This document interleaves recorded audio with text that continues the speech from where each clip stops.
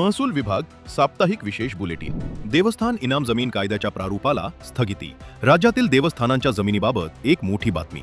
महाराष्ट्र देवस्थान इनाम निर्मूलन अधिनियम 2026च्या सध्याच्या प्रारूपाला राज्य सरकारने स्थगिती दिली आहे.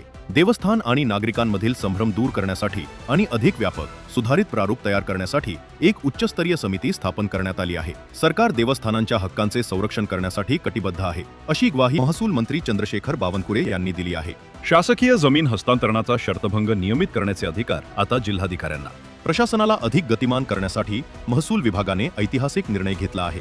मुख्यमंत्री देवेंद्र फडणवीस यांच्या सूचनेनुसार शासकीय जमिनींची विक्री, हस्तांतरण, पुनर्विकास आणि वापरामध्ये बदल करण्याचे राज्य शासनाचे अधिकार आता थेट जिल्हाधिकारी आणि विभागीय आयुक्तांना देण्यात आले आहेत. महाराष्ट्र जमीन महसूल संहितेनुसार हा बदल करण्यात आला असून यामुळे जनतेचा वेळ, पैसा आणि प्रवास वाचणार आहे. अमरावतीतील मासिकॉलची जागा सरकार जमा होणार.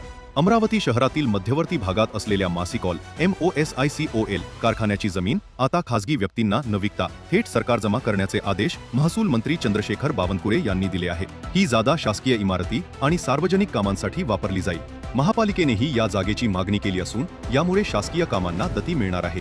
महसूल मंत्र्यांचा गावभेट दौरा आणि नाला खुलीकरणाची पाहणी.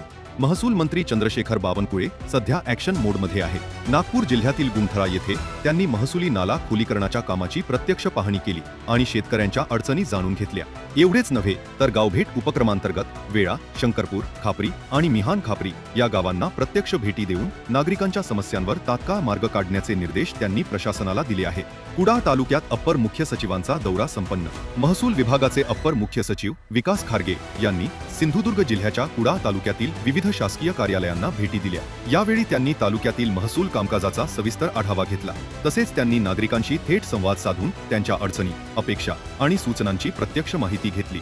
जनतेच्या कामांना सर्वोच्च प्राधान्य देण्याचे निर्देश त्यांनी अधिकाऱ्यांना दिले.